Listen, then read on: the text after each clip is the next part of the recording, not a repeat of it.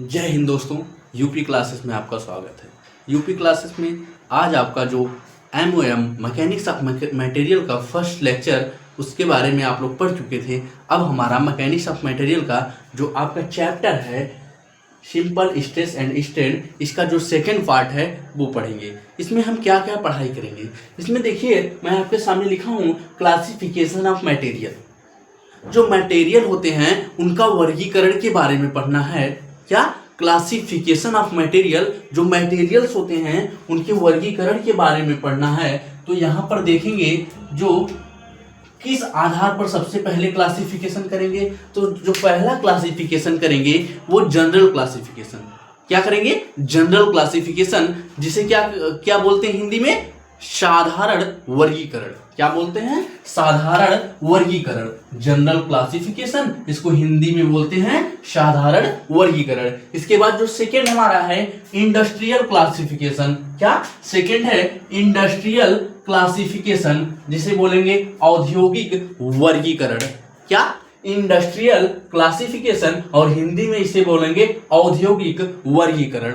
और जो हमारा तीसरा है वो है क्लासिफिकेशन बेस्ड ऑन यूटिलिटी, मतलब धातु के उपयोगिता के आधार पर क्या करेंगे, यहाँ पर हम लोग इसके वर्गीकरण के बारे में पढ़ेंगे। क्या पढ़ेंगे? क्लासिफिकेशन बेस्ड ऑन यूटिलिटी, मतलब उपयोगिता के आधार पर वर्गीकरण। इसके बाद जो हमारा चौथा है वो है classification based on fabrication methods. जो हमारा फोर्थ वाला है वो हमारा क्या है? Classification based on fabrication methods, मतलब निर्माण विधि के आधार पर वर्गीकरण। कितने हो गए? फर्स्ट क्या? जनरल क्लासिफिकेशन, जिसे बोला जाता है साधारण वर्गीकरण। और सेकंड क्या हो गया? इंडस्ट्रियल क्लासिफिकेशन, जिसे बोला जाता है औद्योगिक वर्गीकरण। और तीसरा क्या हो गया? क्लासिफिकेशन बेस्ड ऑन यूटिलिटी, मतलब उपयोगिता के आधार पर वर्गीकरण मटेरियल्स का।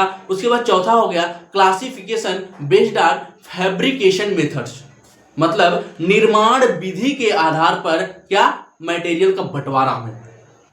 तो आज ये तो चार हमें पढ़ने हैं, लेकिन आज हम कौन कौन से पढ़ेंगे इसके बारे में जान लेते हैं।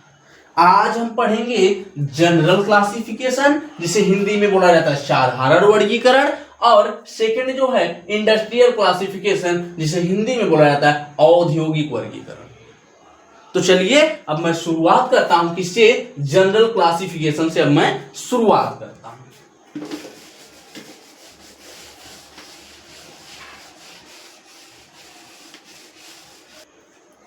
दोस्तों अब हम लोग जनरल क्लासिफिकेशन से शुरुआत करेंगे। किससे करेंगे? General classification.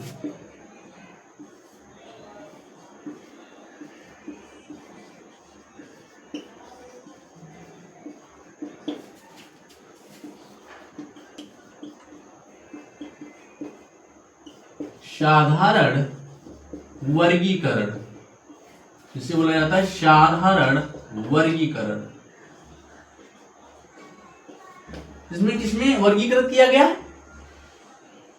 मटेरियल्स को इसमें दो पार्ट में वर्गीकृत किया गया है। जो फर्स्ट पार्ट है उसे बोलते हैं मेटेलिक मटेरियल्स, और जो सेकेंड पार्ट है उसे बोलते हैं नॉन मेटेलिक मटेरियल्स। फर्स्ट क्या हो गया? जनरल क्लासिफिकेशन में हम कितने में वर्गीकृत करेंगे? दो।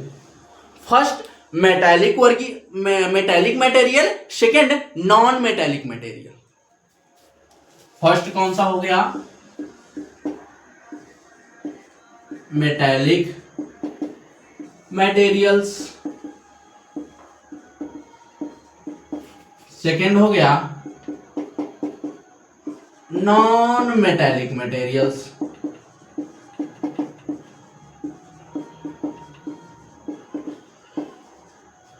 जो मेटेलिक मटेरियल्स है इसको हिंदी में बोलते हैं धात्विक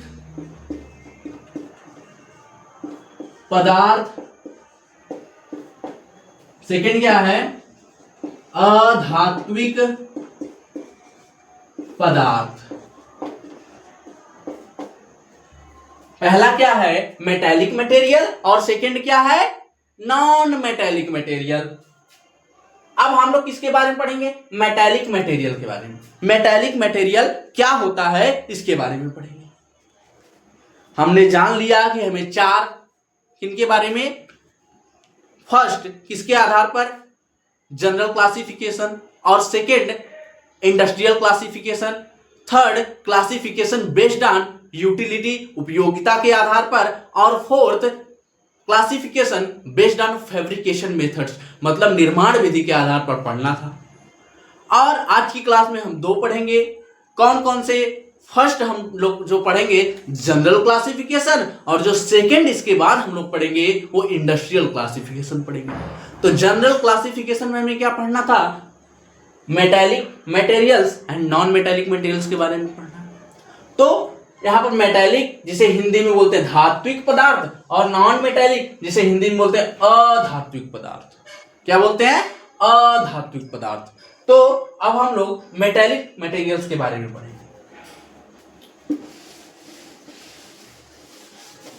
अब हम लोग जान लेते हैं कि मेटालिक मटेरियल्स होते क्या है। तो मेटालिक मटेरियल जैसे कि इसके नाम से ही हमें पता चल रहा है कि धात्विक पदार्थ। क्या? धात्विक पदार्थ। तो धात्विक पदार्थ से जब हमें पता चल रहा है ये धात्विक पदार्थ है, तो हमें इससे यह ज्ञात होना चाहिए कि क्या होगा, इसमें धातु पाई जाती होगी। क्या पाई जाती होगी? धातु पाई जाती होगी। तो हम बोल सकते हैं वे पदार्थ जिनमें धातु पाई जाती है, क्या? वे पदार्थ जिनमें धातु पाई जाती है उसे हम क्या बोलेंगे? धात्विक मटेरियल्स या फिर मेटालिक मटेरियल। वे पदार्थ जिनमें धातु पाई जाती है उसे हम लोग क्या बोलेंगे? मेटालिक मटेरियल या फिर धात्विक पदार्थ। तो मैं यहां पर लिखता हूं, इसमें एग्जाम्पल क्या हो सकते हैं?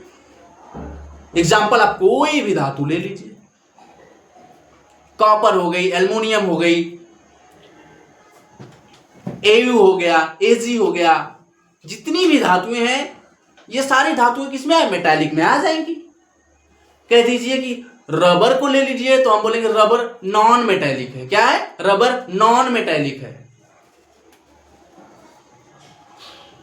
तो यहां पर देखते हैं क्या लिखेंगे इसमें हेडिंग में? वे धातुएं, वे पदार्थ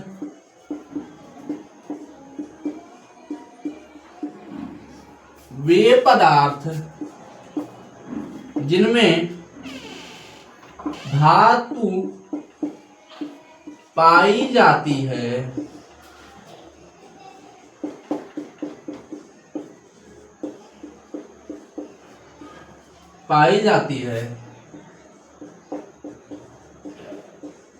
धात्विक पदार्थ कहलाते हैं।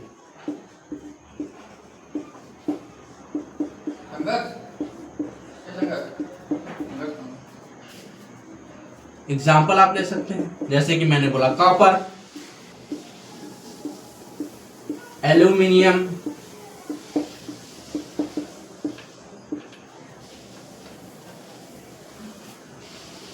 Steel, etc. जितनी भी धातुएं हैं आप एग्जाम्पल ले सकते हैं। क्या हो गया मेटालिक में? वे धातुएं, वे पदार्थ जिनमें क्या पाई जाती है? धातु पाई जाती हैं, उन्हें हम क्या बोलते हैं? मेटालिक मटेरियल्स या फिर धात्विक पदार्थ। अब हम लोग क्या पढ़ लिए? मेटालिक मटेरियल्स क्या होते हैं इसके बारे में हमने जान लिया। जितनी भी आपकी धातुएं आती हैं वे सारी धातुएं क्या? मेटालिक मटेरियल्स में आएंगी, जैसा कि इसका नाम ही दिया गया है धात्विक पदार्थ। ठीक है। इसके बाद अब हम लोग सेकेंड कौन सा है? सेकेंड है आपका नॉन मेटालिक मटेरियल्स या नॉन मेटालिक मटेरियल्स।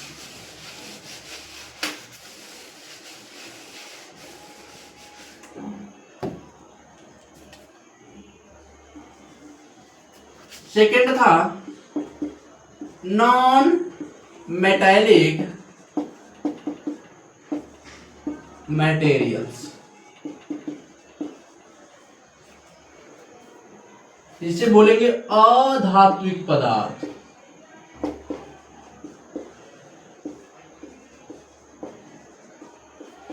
अब अधात्विक पदार्थ क्या होते हैं या नॉन मेटेलिक मटेरियल्स क्या होते हैं?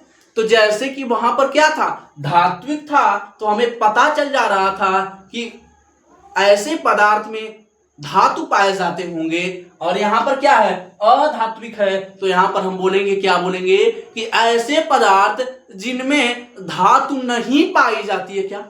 ऐसे पदार्थ जिसमें धातु का अंश नहीं पाया जाता है, तो हम ऐसे पदार्थ को क्या बोलते हैं? अधात्विक पदार्थ बोलेंगे या फिर नॉन मेटेलिक मटेरियल्स बोलेंगे। ऐसे पदार्थ जिनमें क्या, धातु नहीं पाई जाती है या फिर धातु के अंश नहीं पाए जाते हैं, तो हम ऐसे मटेरियल्स को क्या बोलेंगे? नॉन मेटेलिक मटेरियल बोलेंगे, या फिर क्या बोल सकते हैं, अधात्विक पदार्थ बोलेंगे। तो हम यहां पर क्या लिखेंगे? लिखेंगे वे पदार्थ जिनमें धातु नहीं पाई जाती है, धातु नहीं पाई जाती है,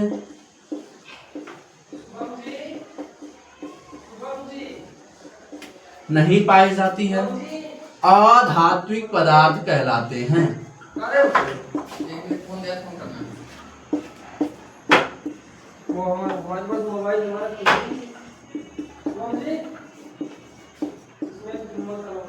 क्या हो गया?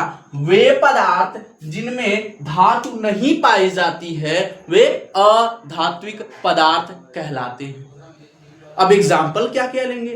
कहेंगे मास्टर आप तो बोल दिए कि सारी धातुएं क्या मेटेलिक हैं, तो कुछ और बच रहा है? हाँ बिल्कुल बच रहा है। क्या बच रहा है? एग्जाम्पल में ले लीजिए, नॉन मेटेलिक में लेड। क्या हो गया? लेड। Second rubber. क्या? Rubber. Third plastic. Fourth wood, जिसे हिंदी में लकड़ी बोला जाता है, ETC। और बहुत सारी चीजें हैं जो क्या है, नॉन मेटेलिक। नॉन मेटेलिक क्या? वे पदार्थ होते हैं जिनमें क्या होता है, धातु नहीं पाई जाती है। ऐसे पदार्थ को नॉन मेटेलिक मटेरियल या फिर अधात्विक पदार्थ कहते हैं। एग्जाम्पल में हमने क्या लिया? Lead, rubber, plastic, wood, ETC। इसके बारे में हमने पढ़ लिया। अब हम पढ़ेंगे कि जो मेटेलिक और नॉन मेटेलिक था, अब मेटेलिक में आएंगे। मेटेलिक में भी दो मेटेलिक को भी दो पार्ट में वर्गीकृत किया जाएगा। पहले तो हमने जनरल क्लासिफिकेशन में दो पार्ट में वर्गीकृत किया, मेटेलिक एंड नॉन मेटेलिक में। अब हम लोग जो मेटेलिक है उसको दो पार्ट में वर्गीकृत करेंगे। किसको? मेटेलिक को दो पार्ट में वर्गीकृत करेंगे।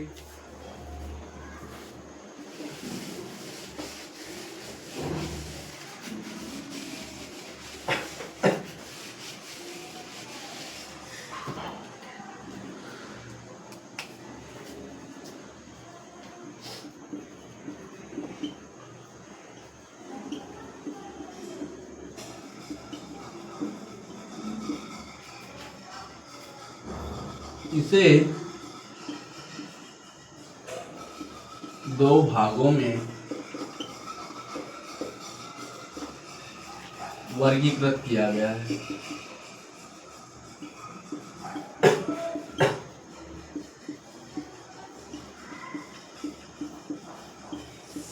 इसे भी दो पार्ट में वर्गीकृत किया गया है। किसे? मेटेलिक मटेरियल्स को इसे भी दो पार्ट में वर्गीकृत किया गया है। कौन कौन से? फर्स्ट है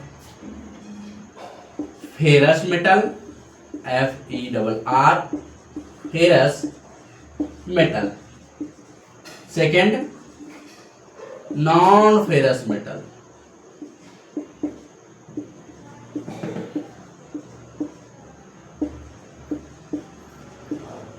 जैसे फेरस मेटल को हिंदी में क्या बोलेंगे?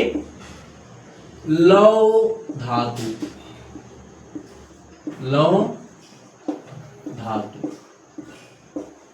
सेकेंड, नॉन फेरस मेटल को क्या बोलेंगे? अलौह धातु।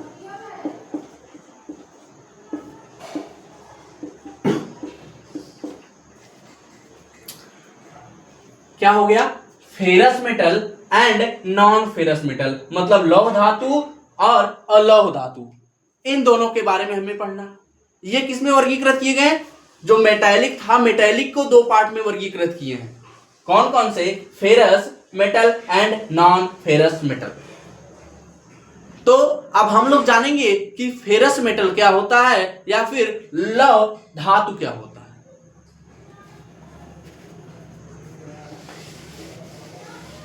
लौह धातु में हम लिख सकते हैं, क्या लिख सकते हैं? जैसे कि आप यहां पर देख रहे हैं लौह, क्या देख रहे हैं? लौह। तो इससे पता आपको चलता होगा कि इसका कनेक्शन लोहा से कुछ, क्या इसका कनेक्शन जो आयरन से कुछ मिलता जुलता है। तो हम लोग इसको याद रखेंगे, क्या इसमें लोहा पाया जाता है। तो इसको हम कैसे लिखेंगे? लिख सकते हैं कि वे धातुएं जिनमें मुख्य घटक के रूप में, मतलब वे धातुएं जिनमें मुख्य घटक के रूप में लोहा पाया जाता है, उन धातुओं को हम लोग क्या बोलते हैं?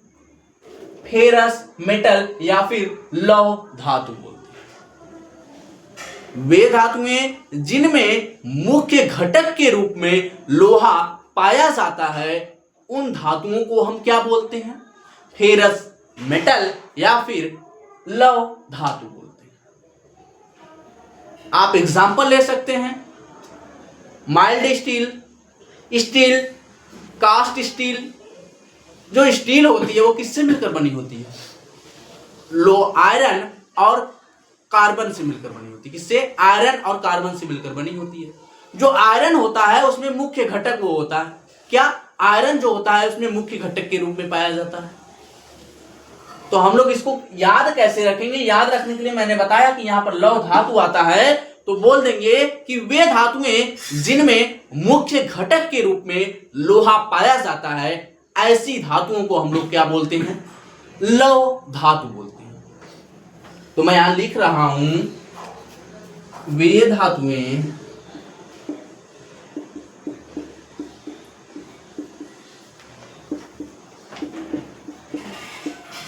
जिनमें मुख्य घटक के रूप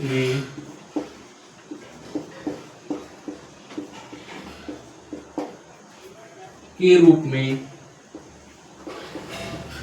लोहा आया जाता है,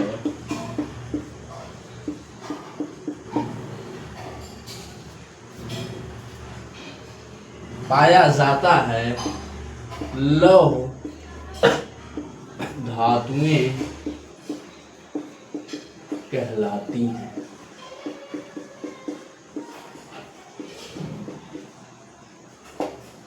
यहां पर एग्जाम्पल क्या देंगे? Mild steel, steel, cast steel,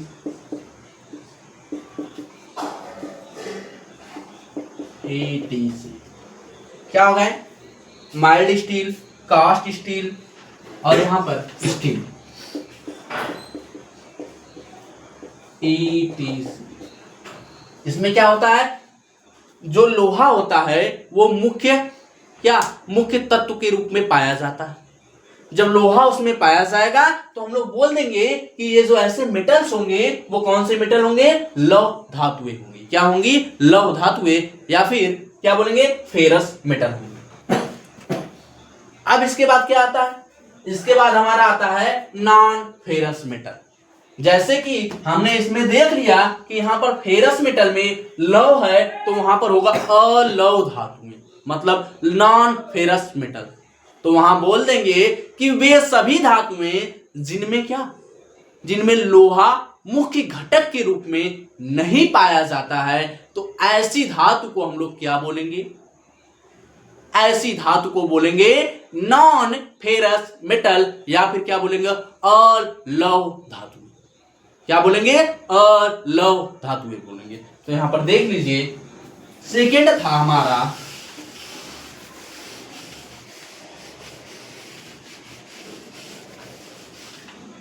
non ferrous metal.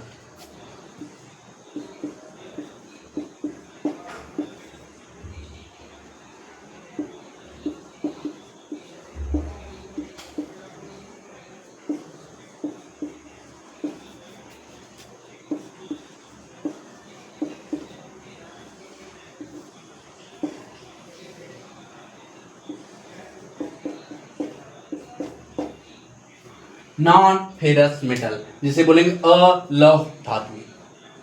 तो अलौह धातुएं, जैसे वहां पर हम यहां पर क्या था, लौह धातुएं, मतलब जिसमें लोहा मुख्य घटक के रूप में पाया जाता है।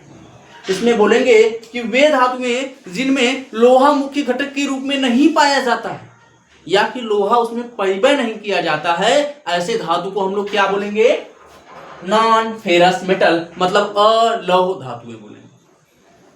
कौन सी धातुएं?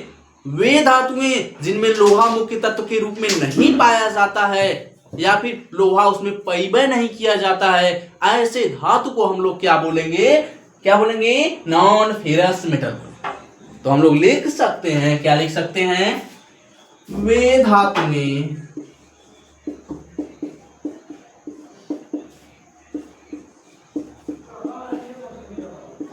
जिनमें लोहा मुख्य घटक के रूप में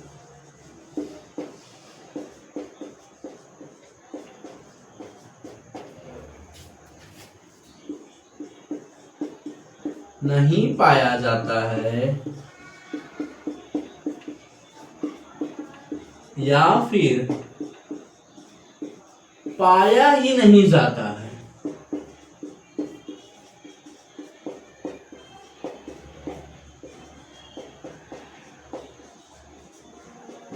नहीं जाता है, अलौह धातुएं कहलाती हैं।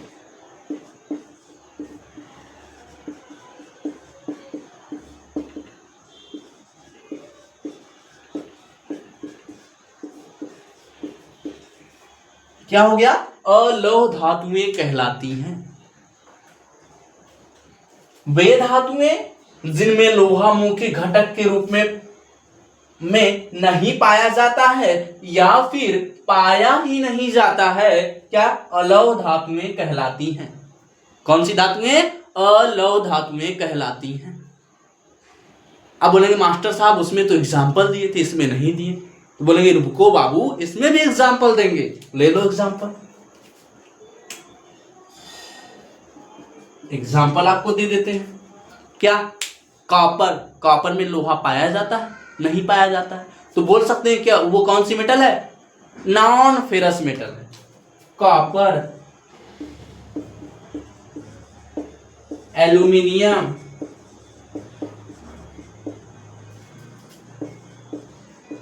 कह दो मास्टर साहब स्टीलो लिख दा, तो बोलेंगे बाबू स्टील में क्या लोहा पाया जाता है, तो इसीलिए वो क्या हो जाएगा?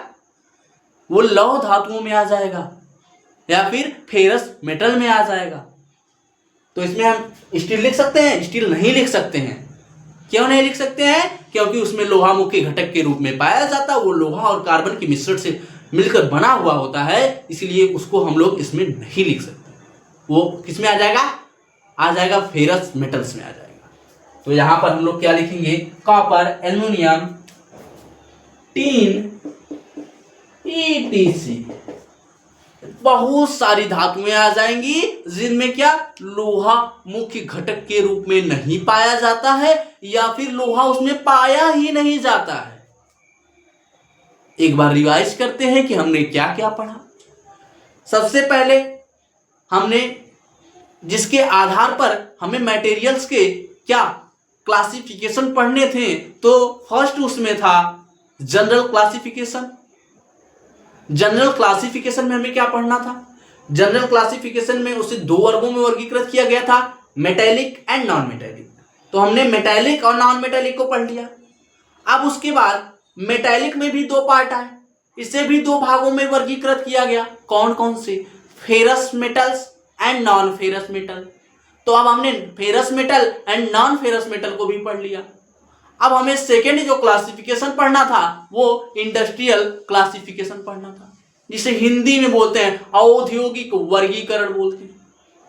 क्या बोलते हैं? औद्योगिक वर्गीकरण बोलते हैं। तो देख लीजिए,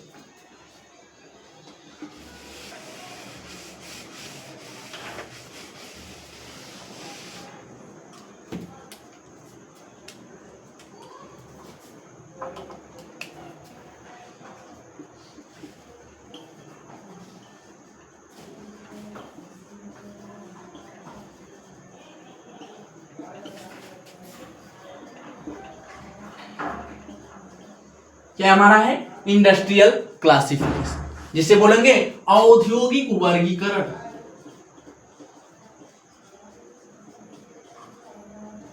औद्योगिक वर्गीकरण। औद्योगिक वर्गीकरण में हमें क्या क्या पढ़ना है? इसमें हमें 6 पार्टों में डिवाइड किया गया। किसमें? 6 पार्ट। जो फर्स्ट है आपका लाइट मेटल। लाइट मेटल, जिसे हिंदी में क्या बोलते हैं? हल्की धातुएं। और हमारा सेकंड क्या है? सेकंड है बेयरिंग एलॉय।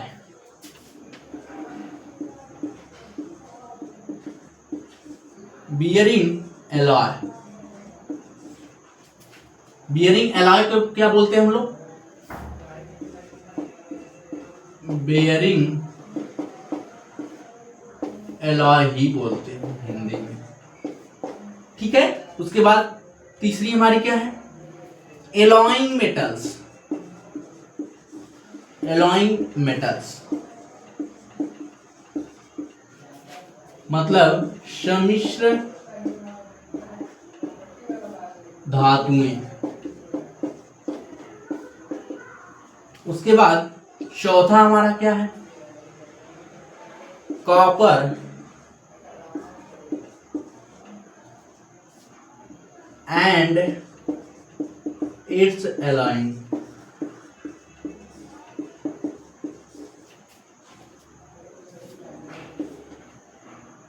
तांबा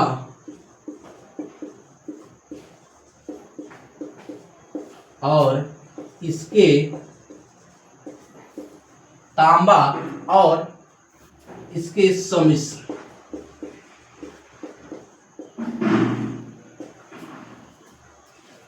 उसके बाद पांचवा हमारा क्या है?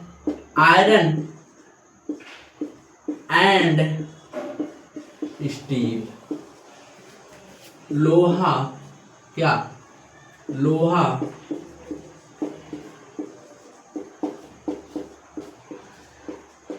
और इस्पात। और 6 क्या है? Refractory metal.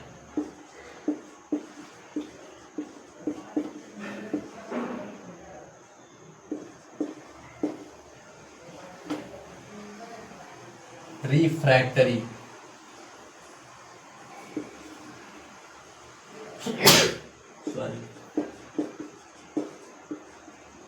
रिफ्रैक्टरी मेटल, जिसे बोलते हैं ताप सह धातुएं।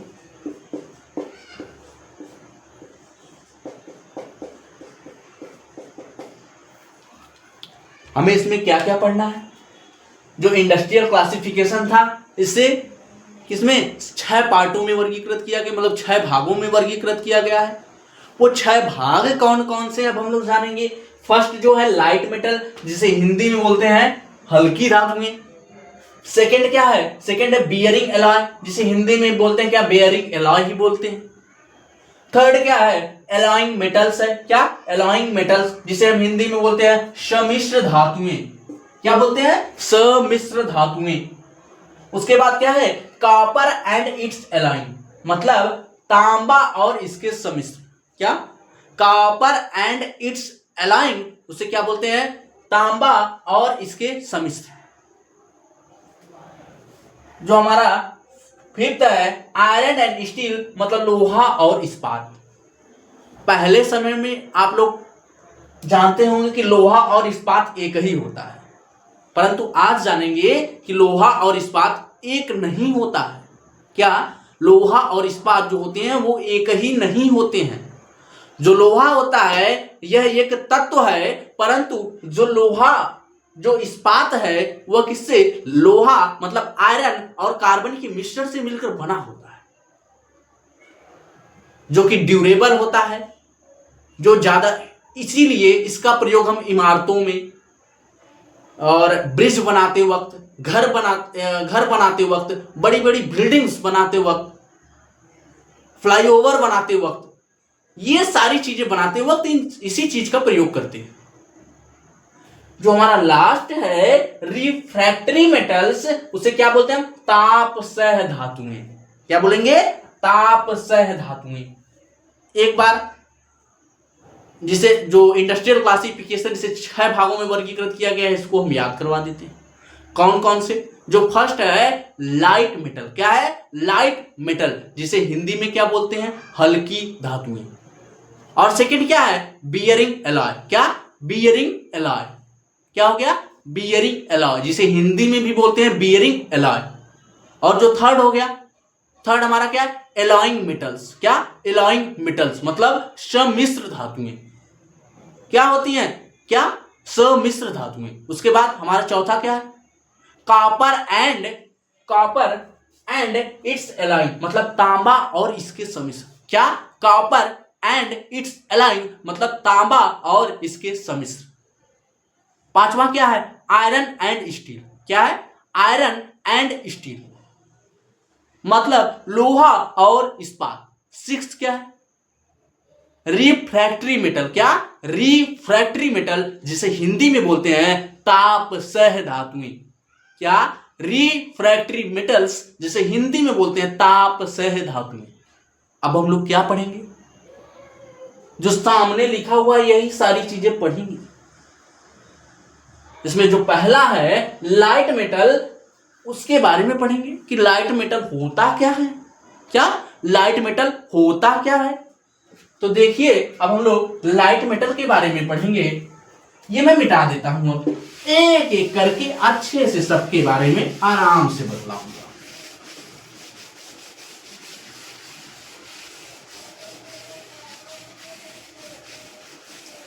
लाइट मेटल, जैसा कि हिंदी में इससे क्या बोला जाता, हल्की धातुएं।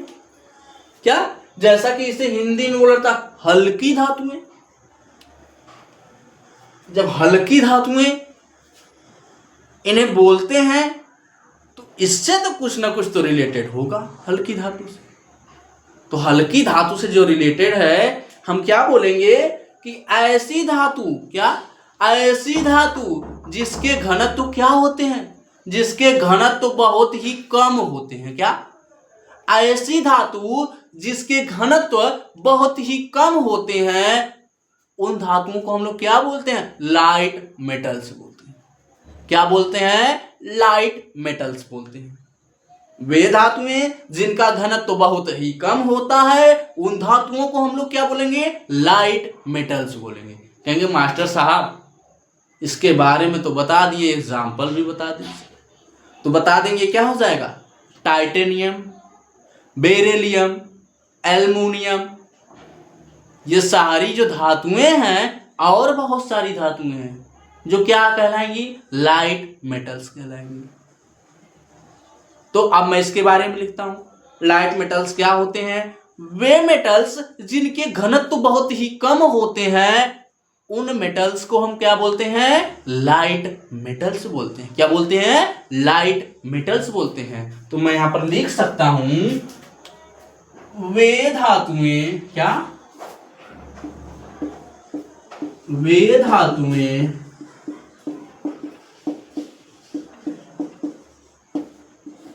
जिनके घनत्व बहुत ही कम होते हैं,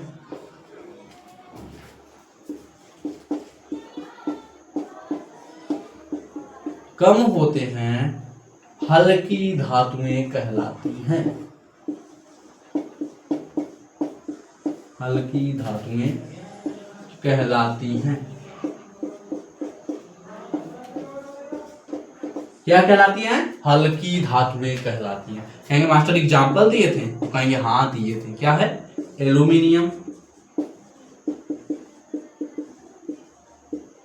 बेरिलियम,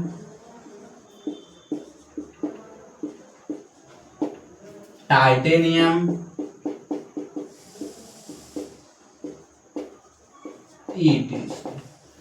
इतना याद रख लीजिए। क्या? वे मेटल्स जिनके घनत्व क्या होते हैं? बहुत ही कम होते हैं, उन मेटल्स को हम लोग क्या बोलते हैं? लाइट मेटल्स या फिर हल्की धातुएं बोलते हैं। अब जो हमारे पास थी सेकेंड क्या था? Bearing alloy. क्या था? Bearing alloy.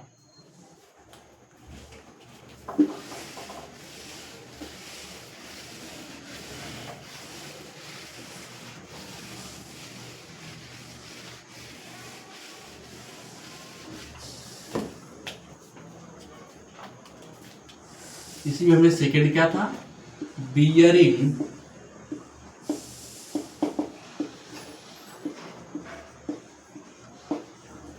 एलॉय।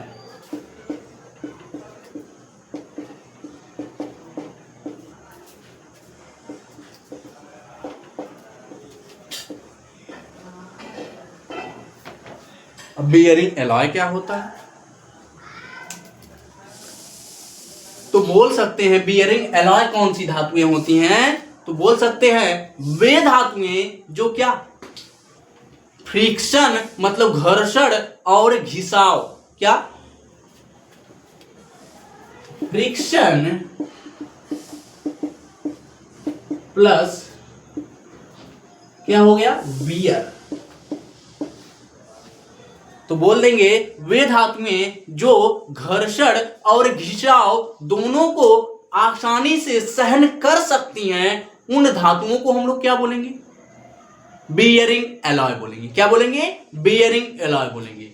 वे धातुएं जो क्या हो गया? वे धातुएं जो फ्रिक्शन और वियर मतलब घिसाव दोनों को आसानी से सहन कर सकती हैं, उन धातुओं को हम लोग क्या बोलेंगे? बियरिंग एलॉय बोलेंगे। क्या बोलेंगे? बियरिंग एलॉय बोलेंगे। कहेंगे मास्टर साहब एग्जाम्पल भी दे दीजिए। कहेंगे मास्टर साहब एग्जाम्पल भी दे दीजिए। तो एग्जाम्पल में हम क्या लिखेंगे? क्या लिखेंगे एग्जाम्पल में? एल्युमिनियम ब्रॉन्ज लिख देंगे। क्या? एल्युमिनियम ब्रॉन्ज लिख देंगे। और इसको कैसे लिखेंगे? देखिए यहां पर वे धातुएं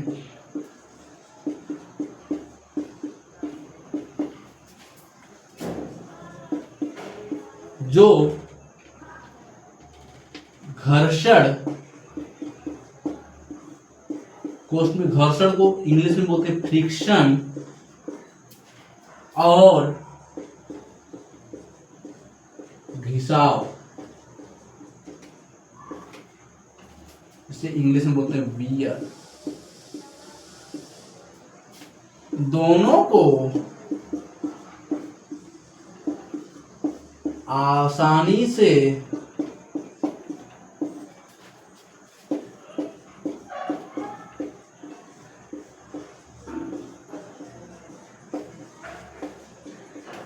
सह लेती हैं, उन्हें बियरिंग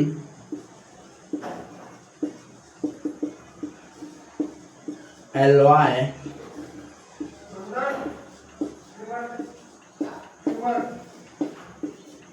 कहते हैं। अब एग्जाम्पल क्या क्या हो जाएगा? क्या हो जाएगा? फर्स्ट है एल्यूमिनियम ब्रॉन्ज। क्या? Aluminium bronze. ये किससे मिलकर बना होगा? जो एल्यूमिनियम ब्रॉन्ज है ये किससे मिलकर बना होगा? कॉपर किससे? CuSN कॉपर, टिन और जिंक से मिलकर बना है। क्या? कॉपर, टिन और जिंक से मिलकर बना है। आप बोलेंगे कि इसका सेकंड एग्जांपल क्या हो जाता है, तो हम सेकंड एग्जांपल देंगे white metal alloy. White metal alloy जो किससे बना होता है? टिन से। किससे? टिन या फिर लेड से बना होता है। तो यहां पर क्या बोल सकते हैं कि वे धातुएं जो फ्रिक्शन और घिसाव दोनों को आसानी से सह लेती हैं, उन धातुओं को बियरिंग एलॉय धातु कहते हैं या बियरिंग एलॉय कहते हैं। फर्स्ट एल्युमिनियम ब्रॉन्ज हो गया, सेकंड क्या हो गया? White metal alloy. क्या? व्हाइट मेटल एलॉय हो गया। First aluminium bronze, second white metal alloy. उसके बाद हम लोग जानेंगे कि हमारे सेकंड क्या होती है। सेकंड हमने पढ़ लिया। इसके बाद थर्ड क्या होती है?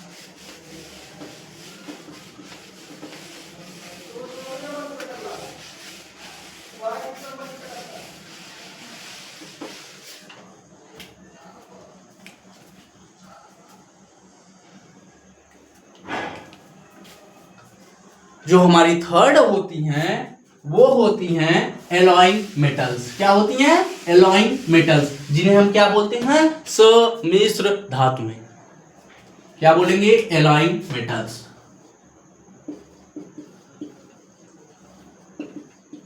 एलॉइंग मेटल्स जिसे हम बोलेंगे सम्मिश्र धातुएं।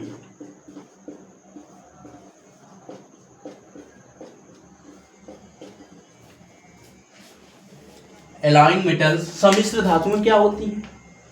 जैसे कि यहां पर आप लोग देख सकते हैं सम्मिश्र धातुएं, मतलब ये जो धातुएं बनी होंगी ये कई तत्वों से मिलकर बनी होती हैं या फिर कई धातुओं से मिलकर बनी होंगी। अच्छा, कई धातुओं से मिलकर बनी तो हैं, लेकिन ऐसा किया क्यों गया? उनके प्रॉपर्टीज में बदलाव करने के लिए। क्या? उनके गुणों में बदलाव करने के लिए। जैसे कि वो लंबे समय तक चले। क्या? लंबे समय तक चले। और क्या हो? उसमें फ्रिक्शन ज्यादा ना हो, वो घिसाव सहन कर सके। इन सारी चीजों को एक ही मेटल में प्राप्त करने के लिए हम कई मेटल्स को एक साथ मिला देते हैं, मतलब कई धातुओं को आपस में मिला करके उसके भौतिक और रासायनिक गुणों में परिवर्तन करके एक नई मेटल्स बनाते हैं, जिसके गुण क्या होते हैं? उन सब जो मेटल्स होते हैं उन सब मेटल्स तो मैच खाते हैं। क्या? मैच खाते हैं, परंतु पूर्ण रूप से नहीं खाते हैं।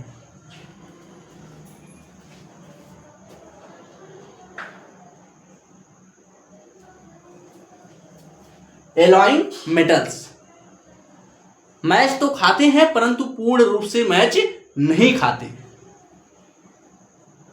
तो क्या बोल सकते हैं? वे धातुएं, क्या? वे धातुएं जो कई धातुओं से मिलाकर बनाई जाती हैं ताकि उनके भौतिक और रासायनिक गुणों को क्या? ताकि उनके भौतिक और रासायनिक गुणों को सुधारा जा सके। क्या किया जा सके? सुधारा जा सके। तो लिख सकते हैं वे धातुएं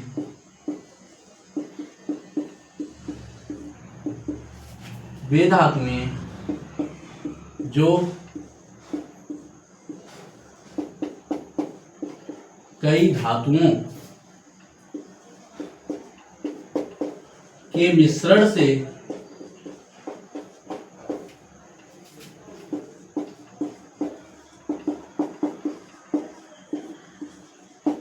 बनाई जाती हैं ताकि उन धातुओं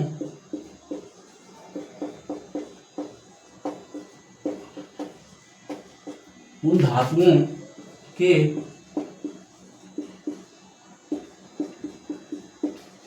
भौतिक व रासायनिक गुणों में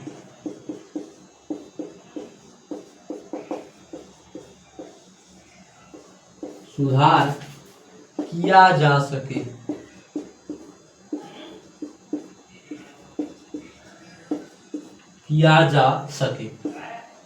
क्या हो गया कि वे धातुएं जो कई धातुओं के मिश्रण से बनाई जाती हैं ताकि उन धातुओं के भौतिक व रासायनिक गुणों में सुधार किया जा सके।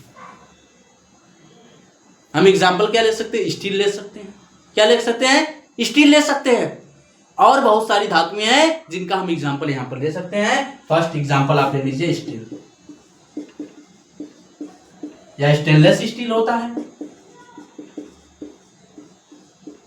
स्टेनलेस स्टील,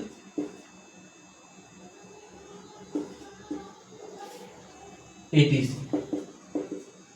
क्या हो गया? वे धातुएं जो कई धातुओं के मिश्रण से बनी होती हैं। और क्यों बनाई जाती हैं? ताकि उनके भौतिक और रासायनिक गुणों में सुधार किया जा सके। तो ऐसी धातुओं को हम लोग क्या बोलेंगे? एलॉय मेटल्स या फिर सम्मिश्र धातुएं बोलेंगे। अब हमें फोर्थ क्या पढ़ना था?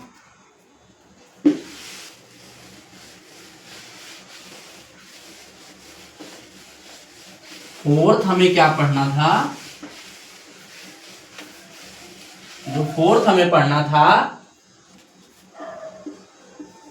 फोर्थ हमारा क्या था?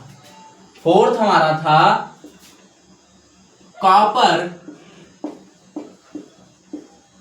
And it's alloy. हिंदी में क्या बोलेंगे इसे हम? तांबा और इसके सम्मिश्र। क्या बोलेंगे? तांबा और इसके सम्मिश्र। तो इसके सम्मिश्र क्या होते हैं, इसके बारे में जानकारी प्राप्त करें। तांबा क्या होता है? तो बोल सकते हैं वे धातुएं, क्या बोलेंगे? वे धातुएं जिनमें कॉपर मुख्य तत्व के रूप में पाया जाता है। क्या?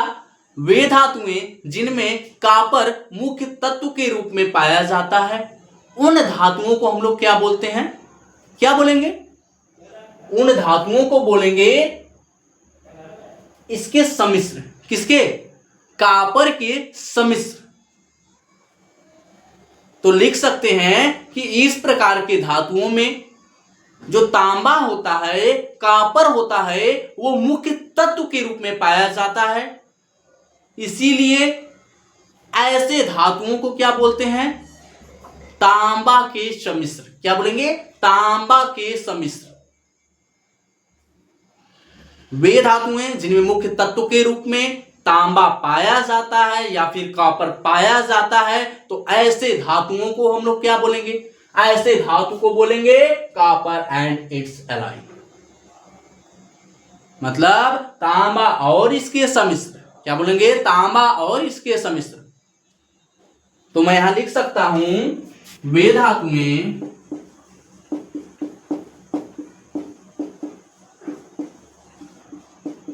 जिनमें कॉपर मुख्य तत्व के रूप में पाया जाता है,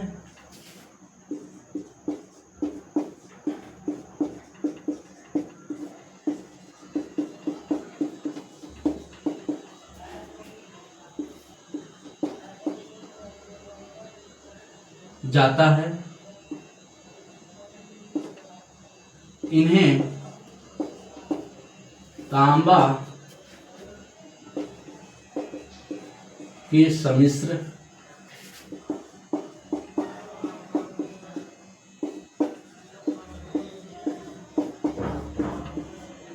क्या, इन्हें तांबा के सम्मिश्र कहते हैं। कहेंगे मास्टर इसके पहले तो आप एग्जाम्पल बताते आए हैं, इसका भी एग्जाम्पल बता दीजिए। तो हम बताएंगे, क्या बोलेंगे, बोलेंगे पहले लिख लो लाला ब्रॉन्ज। एग्जाम्पल में क्या रहेगा, ब्रॉन्ज। ब्रॉन्ज ये किससे मिलकर बना है, कॉपर से, कॉपर प्लस टिन। आप कहेंगे मास्टर ये कैसे याद किए हैं। और सेकंड क्या है यहां पर, ब्रास। ये किससे मिलकर बना है, कॉपर प्लस जिंक। तो मैं इन दोनों में कंफ्यूज हो रहा था। क्या हो रहा था, कंफ्यूज हो रहा था। तो मैंने कैसे याद किया इसको कि ये किससे किससे मिलकर बना है। तो सोच लिया कि मास्टर, मैं सोचा कि अब याद कैसे करूं, याद कैसे करूं। तो मुझे एक चीज याद आई कि ये जो कॉपर है, कॉपर तो दोनों में पाया जा रहा है, परंतु जो टिन और जिंक है इनमें कंफ्यूज हो रहा था। किसमें, टिन और जिंक में कंफ्यूज हो रहा था।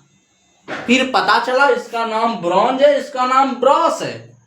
तो ब्रॉन्ज में क्या, तो ब्रॉन्ज में मैं बोला कि इसमें जेड आता है और जो यहां पर पाया जाएगा उसमें जेड नहीं पाया जाएगा, मतलब यहां पर जिंक नहीं पाया जाएगा, उसमें टिन पाया जाएगा।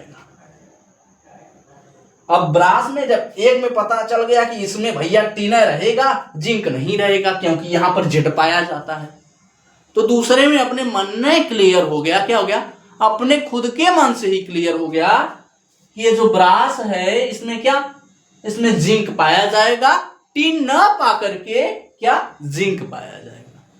मतलब ये कॉपर और जिंक से मिलकर बने होंगे। अब इसके बाद तीसरा एग्जांपल आपको दे देता हूं, गन मेटल। क्या, गन मेटल जो किससे मिलकर बनी है, कॉपर, टिन प्लस जिंक। आप बोलेंगे इसके बाद लिख सकते हैं फॉस्फर ब्रॉन्ज। क्या बोलेंगे, फोर्थ,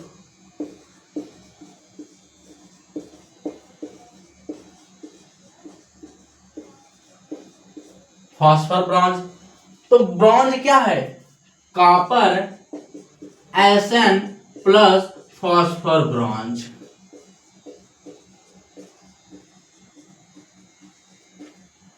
किससे मिलकर बना है, देख लीजिए, कॉपर एंड इट्स एलाइन, मतलब वे धातुएं जिनमें कॉपर मुख्य तत्व के रूप में पाया जाता है, इन्हें तांबा के सम्मिश्र कहते हैं। जो ब्रॉन्ज होता है ये किससे मिलकर बना होता है, कॉपर और टिन से, और जो ब्रॉस होता है वो कॉपर और जिंक से मिलकर बना होता है। याद कैसे किए, याद किए कि यहां पर जेड आता है तो इसमें जेड नहीं आना चाहिए, मतलब यहां पर जिंक नहीं आना चाहिए, और जो ब्रास होता है उसमें जेड नहीं आता है तो इसमें जिंक को लिया देंगे। पहला याद हो गया, दूसरे अपने मन में याद हो गया। गन मेटल हो गया, फॉस्फर ब्रॉन्ज हो गया, ये सारी चीजें। अब हम लोग क्या पढ़ेंगे, चार तो पढ़ लिए। हमारा पांचवा कौन सा था, पांचवा था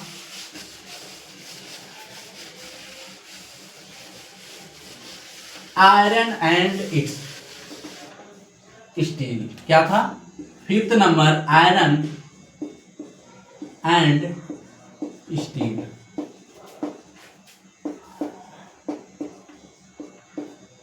लोहा और इस्पात। तो लोहा के बारे में क्या बोलेंगे कि मास्टर साहब लोहा तो एक तत्व ही है। क्या है, लोहा तो एक तत्व ही है। तब स्टील क्या होती है, स्टील बताएंगे कि स्टील किससे मिलकर बनी होती है, कार्बन और लोहे से मिलकर बनी होती है, जिनमें लोहा जो होता है वो मुख्य तत्व के रूप में पाया जाता है।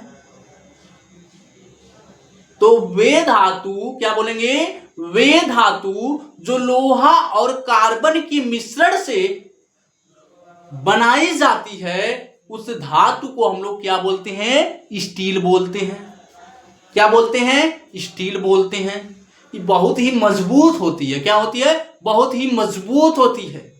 इसका प्रयोग हम लोग कहां करते हैं, अरे हर जगह कर लेते हैं। घर बनाने में कर लेते हैं, कोई ब्रिज बनाने में कर लेते हैं, फ्लाईओवर बनाने में कर लेते हैं, अरे खिड़की बनाने में कर लेते हैं। जहां भी हमें मजबूती देनी होती है वहां हम लोग किसका प्रयोग कर लेते हैं? स्टील का प्रयोग कर लेते हैं।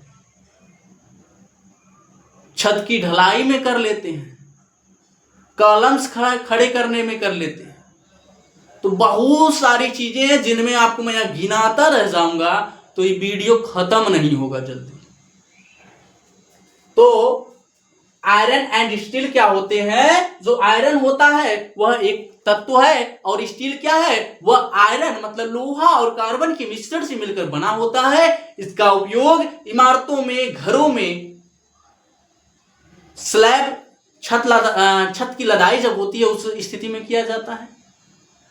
फ्लाईओवर, ब्रिज, रेलवे पुल एंड बहुत सारी चीजें हैं जिनमें इसका प्रयोग किया जाता है। तो हम लिख सकते हैं लोहा एक तत्व है, लोहा एक तत्व है तथा इस्पात लोहे व कार्बन के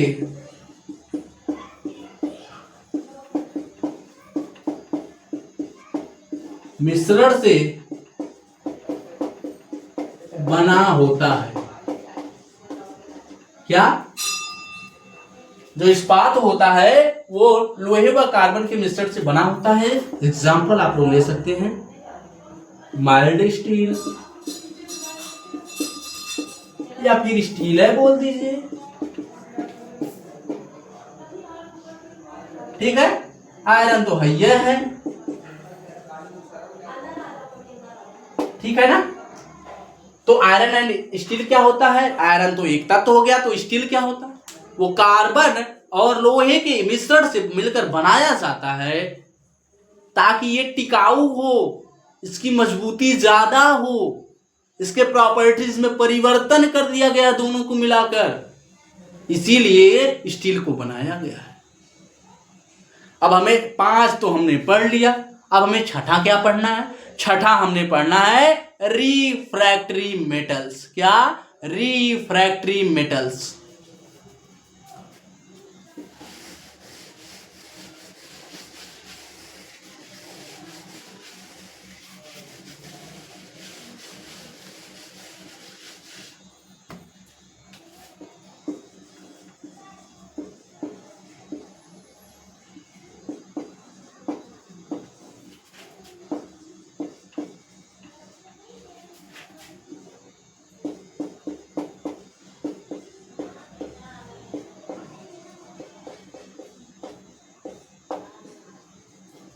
कहेंगे मास्टर रिफ्रैक्टरी मेटल क्या होता है?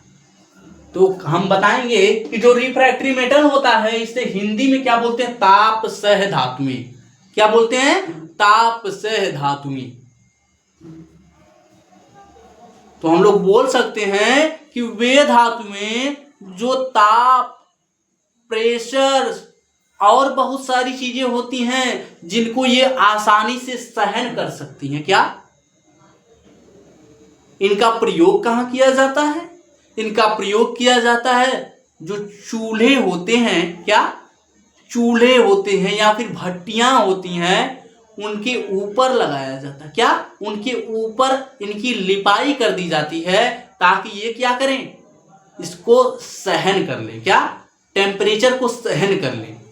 तो यहां पर मैं बताऊंगा कि वे धातुएं जो हाई टेम्परेचर, क्या? हाई टेम्परेचर और प्रेशर को आसानी से सहन कर लेती हैं, तो उन धातुओं को हम लोग क्या बोलते हैं? रिफ्रैक्टरी मेटल्स बोलते हैं। क्या?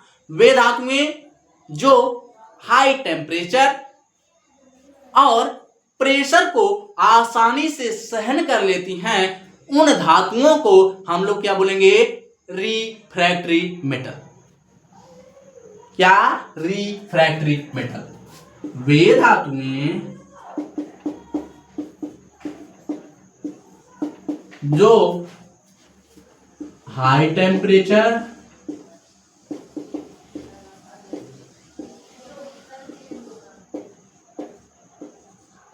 और प्रेशर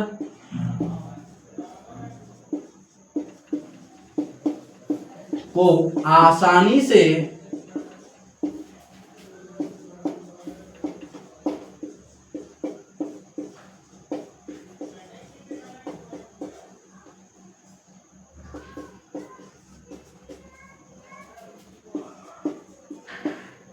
उन्हें रिफ्रैक्टरी मेटल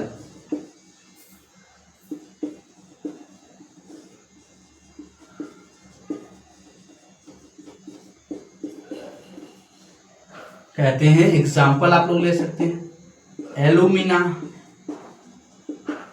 एल्यूमिना सिलिका, क्या हो जाएगा, alumina silica, fine clay, dolomite. क्या हो गया, एटीसी और बहुत सारी। तो बोल सकते हैं वे धातुएं जो हाई टेम्परेचर और प्रेशर को आसानी से सहन कर लेती हैं उन धातुओं को रिफ्रैक्टरी मेटल्स कहते हैं। जैसे example alumina, silica, fine clay, dolomite. क्या, alumina, silica, fine clay, dolomite. तो इस वीडियो में हमने कौन कौन सी क्लासिफिकेशन पढ़े। पहला general classification, second industrial classification. अब जो इसके बाद थर्ड पार्ट आएगा उसमें हम लोग क्या पढ़ेंगे, उसमें पढ़ेंगे classification based on utility and classification based on fabrication methods. अब इस वीडियो की समाप्ति यहीं पर होती है। अगला पार्ट आपका अगले दिन आ जाएगा।